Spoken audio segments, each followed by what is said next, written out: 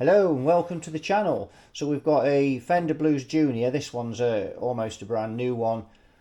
And we're going to fit the Keld Ampworks bias mod into this amplifier so it can be biased correctly.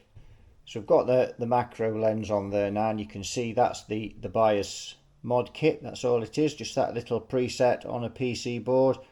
All the bits done on there. These things are absolutely brilliant. Very easy to fit.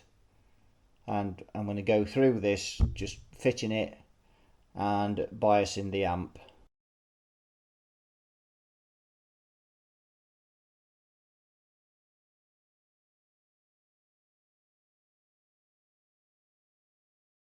Right, so let's get right into this then. So you can see we've got R51 and R52 here, and we've got a space here, and that's where this preset part fits. There. So what we do, we snip R51 right at the start of the resistor there, so we're leaving the leads on either side there.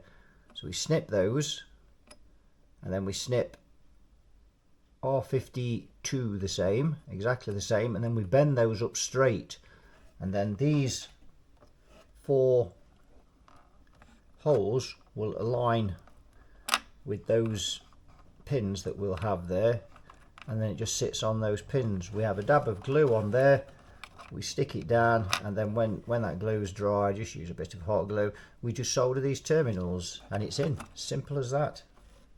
So if we go in with so push the cutters right up to the resistor and cut. Same on the other side. See that? So we just push them right up and cut, and the resistor pops up and out, and then we bend those up. Just bend it up with the back of the pliers there. Back of the cutters, there we go, and this one again, we just bend that up there. Same on this one, push the pliers up to the resistor, turn them round, up to the resistor, got my other finger in the way there, you can see,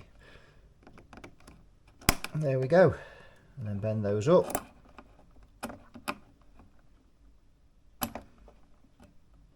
Like so. And again with this one, now we just need to remove those two resistors, so we'll just gently bring him out. There we go. And now what we need to do is put this in here and make sure that it slots onto them before we glue them up. And the thing with this is to be patient, you know, just till you get these in line. It just takes a minute or two just to get them lined up. So now we know they line up and he's fitted. Bit of a pain with these wires there. And here we go. So now we'll just use some hot glue. There we go. So we'll put a dab of glue on there. And there we go. Get him on as quick as you can. Just hold him down till he dries for a minute or two.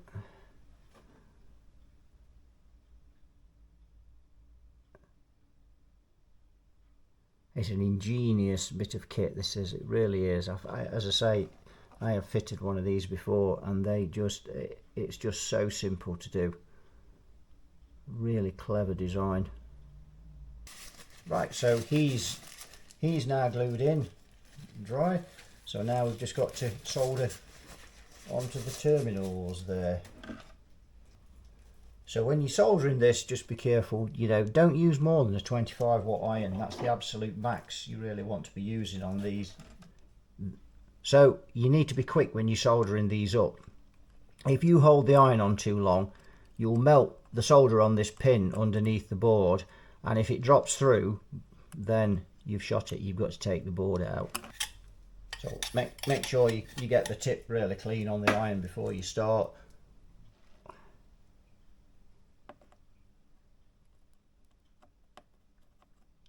There's the second one. There's that one. And there's that one, and that's it, as quick as that. And be careful not to burn these wires with the iron. It's easy done when you're focusing on actually soldering the terminals. And there we go, that's in, done. Simple as that. So now we've got to look at biasing this amp up. So now I'm going to go through that part with you. Now you need to make sure the caps are discharged on these amps before you start getting in here testing and things. I mean, if you're really confident, then, well, you know what, you're 100% with testing, and you know where the high voltage is. So all the high voltages here on these caps, this is where you're going to get them. You know, if these are still charged, you're going to get a belt off them. So you just need to make sure that it's discharged, and you really should do that before you start. You know, make sure that there's no voltage in these capacitors. Now, I would normally use a variac at this point when we start to fire this amp up, because before we fire this amp up, we're going to take the output tubes out. Now, if you don't have a variac, then you've got to just switch this amp on at the plug, but you must have the tubes out. And the reason for that is that if something has become disconnected under the board with these pins or anything, or there's a, you know, you've created a dry joint, and it happens when you're working on these things, you know, you sometimes get dry joints, then you're not going to have any bias on these tubes, and it's just going to fry them. So the first thing is we're going to take out the tubes, which I'll do now. Now, before we fire this amp up, we're going to take some measurements, and we are going to measure the resistance across each side of the output transformer. Right, I haven't got a lot of light here because the benches, all my benches are full of amps I'm waiting for bits for. So here you can see P2, P1 and P3. So what we're going to do, we're going to take a measurement from P2 to P3. And you can see there we've got 95.6 ohms, somewhere around there. You see it fluctuating a bit. 95.6 ohms will do. Now we need to take the so 95.6. Now we need to take the meter probes again, P2 and this time P1. We measure that again, and you can see that's about the same. So that's a very good match, that transformer. So we'll call that 95.6 again. Close enough. And that's P1. So now we've got the resistance measurement of both sides of the transformer. So what we're going to do now is we're going to switch the amp on. Now bear in mind, you're doing this, the tubes are not in the amp, and the tubes, that means the tubes obviously aren't conducting. So when you switch this amp off again, these caps are going to be full of charge, so be careful, because they'll still be charged up, because when you switch this amp off, the output tubes are still conducting, and they use up the voltage that's in the caps while it's being turned off till the tubes stop conducting completely when the filaments go dim. And usually they've used most of that voltage up in there, but we're going to leave all of that voltage in there. So whatever you do, don't touch the pins on the caps. Remember, these four are high voltage. Also, these terminals as well that you've just measured are high voltage. So be careful, they will have voltage on them. So let's get the meter. And I'm going to have to turn this amp around now.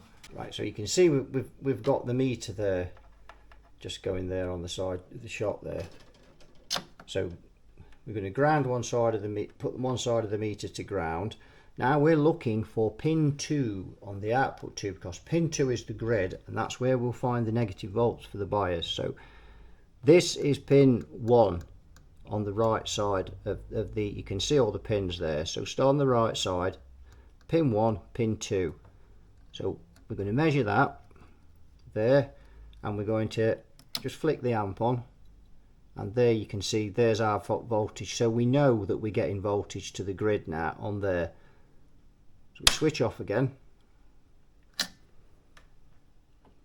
Right, so this preset pot is made so you can only get the bias so high and so low. So what it's done is designed this to keep it in a window. So what we're going to do now is we're going to switch on like so, and you can see the voltage. So we switch on, so you can see the voltage is -13. So if I turn that anti-clockwise, you can see it's gone down to 11. So that means the tubes would run hotter. And if we turn it up, it goes up to 12. You can see the tubes are now running cooler, -13. We've got that out. So we're going to leave that at its coolest point, because that's where the tubes are the coldest, and then bring the bias up from there. So we put the tubes in. Now let's just check these points. So if you look there, that's P3 and P1, and you can see there's 99 volts in those. That's because the tubes didn't burn off that voltage, because obviously the tubes weren't in. So be careful when you're in here, and if we go onto the caps, you can see there we've got 99 volts. So those caps are holding 100 volts, which will give you a nip, a fair nip. So be warned, beware of the voltage is still in the capacitors, and even more so when we do this next part. So the next part, we're going to switch the amp on,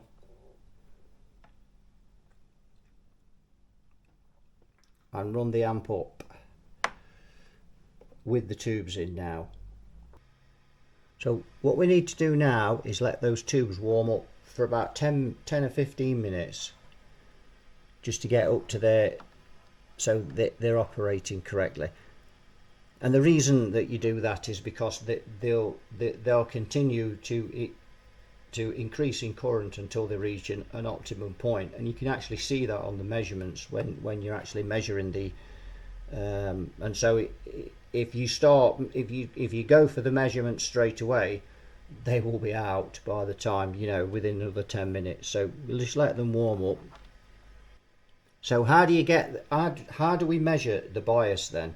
So this is what's called the shunt method. So if we turn the volume down, so what we do is we go from the red P2 here to P1, and we measure across there, and you can see it says a 1.55 volts across there. So we write that down, and I'm just going through this quick because we'd write that down, but obviously we're still waiting for them to warm up. And then we go to P3 and P2, and we measure the other side of the transformer. You can see you've got 1.7, so these tubes aren't fantastically matched there. So then you'll need a calculator. So we had 1.5, and that was on P1 to P2. So 1.5. So if we take our calculator, so we put the 1.5 in the calculator, and we divide it by the resistance that we took from P1, which is 95.6 ohms. So divide by 95.6 equals, that gives you the current that the tube's running at, and it's actually running at 15 milliamps. That's because we've got it set at its coldest. So what you would do then, put the negative of the meter to ground, and you would measure on P1, and you've got 325 volts there. So if you times that, that 15 milliamp, 15.69 milliamps, we times it by 325, and those tubes are biased at 5 watts, so we need them at 8.4. And this is what I'm saying about the way this has been done by Keld Ampworks. He's got that in a window. It won't go lower than 5, and it probably won't go much above 8.4, and that's really good, because what that's just helps to protect the tubes. Obviously them being too cold isn't a problem, it's them getting too hot. So that's how you do it, and then you repeat that process on the other side. So that's how it's done. So we're just going to leave that to warm up another 5 minutes, and then we're going to come back and go through it. Right, so the tubes are nicely warmed up, so make sure you got the volumes turned down. So let's go again. So this time we're going to take, where's my little screwdriver? We're just going to ease up slightly on the trim pot. So just go up a bit at a time when you do this, don't go mad. So we'll measure across P1 and P2. You can see now we've got 1.7 volts there now. So 1.7 divided by 95.6, remember that's what we measured across the transformer. Now we've got 17 milliamps, so we're getting closer. So now again, put the meter to ground, we go to P1. You can see now we've only got 322.6 now, because the plate voltage will decrease as the current increases. So we times that by 322, now we're up to 5.7. So we've still got a way to go, but if you measure both sides to see which is the highest, we can see now this one's gone up to 2.2. So this tube is drawing quite a bit more current than the other tube, which means that this one is going to reach 70% before the other one does. So we're going to test that one now. So 2.2 divided by 95.6, remember we've got a really well matching output transformer, so 95.6, and that's giving us 23 milliamps.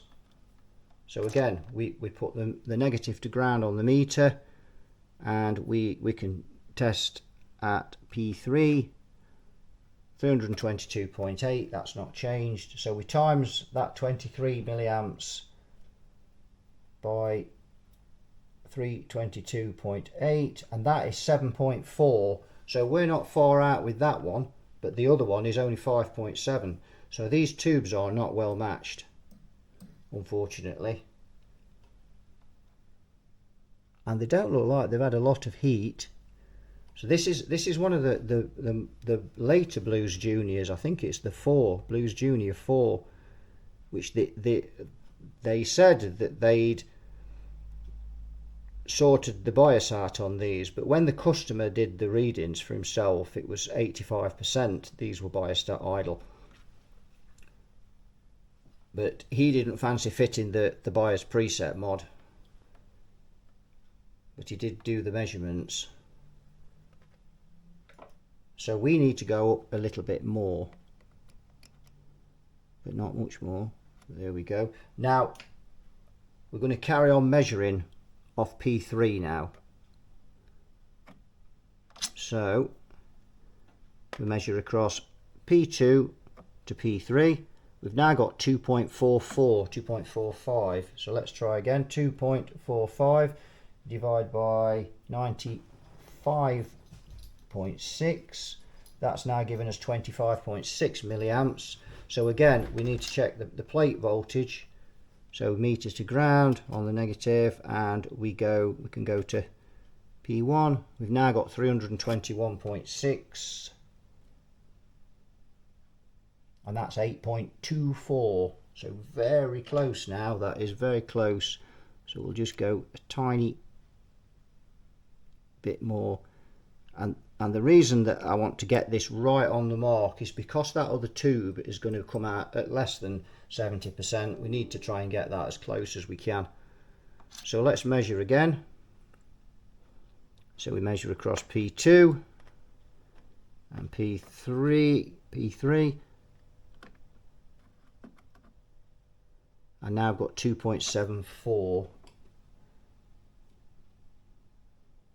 Divide that by 95.6, 28.6 milliamps. Let's check our plate voltage again. 320 this time. And that's gone a little over now, that's 9.17. So we're just going to have to come back a bit. There. Now I wouldn't bother trying to get this as critical if these tubes were well matched. You know, if they came like it came out at 8.2 before, I would have left it, but we've got a considerable difference between these tubes. So I want to try and maximize this one so this one isn't running too cold.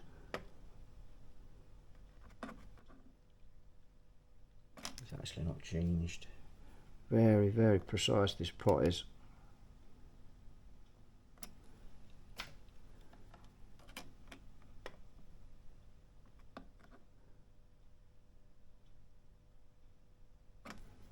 So let's try that, 2.7 divided by 95.6 equals, that's come down a little now, 28.2, but not a lot.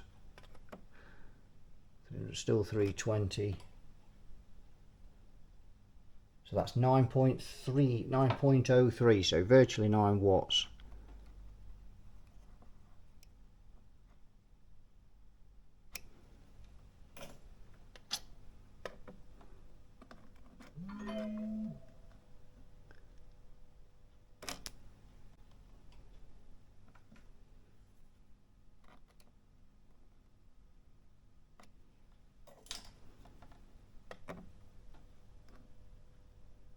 So 2.65 volts now. 2.65 divided by 95.6. That's come down to 27.7 milliamps. So again, let's check that plate voltage. Still about 320, and that's 8.87. Let's look at the other side. Now remember, the other thing to remember is when you're testing these, you put the meter on there, don't put your hand on resting on this chassis here. Keep your hands up when you're testing, because if you're doing that, you've got the probe on there and your hand to ground. The chances of it conducting are practically zero, but it's just something that we just don't do. So that now is 2 volts on the nose on the other side. That's on P1. So we put in 2 divided by 95.6, and we've only got 20.9 milliamps on that side, you see. Now remember, the plate voltage was 320 times 320, we've got 6.69. That's as close as we're going to get those. But unfortunately, that's the way the cookie crumbles with the tubes. If you paid for a matching set of tubes, then you'll get these in closer. But that's absolutely fine. This amp's running really cool now. There's not going to be any issues with it. And you've now fitted, if you've followed this and gone through it, you've just fitted the Keld Ampworks bias mod for a Fender Blues Junior. Things to remember, again, going back through safety, when you're measuring across P1 to P2 or P3 to P2, just because you've only got 2 volts on this meter, these terminals will still have 320 volts on them. So don't get sucked into thinking, oh, there's only 2 volts across those. There isn't. That's just a drop between the center tap and one side of the transformer. Each of those pins individually have got 320 volts on them. And that's what you've got to be careful of. Be careful when you're doing this.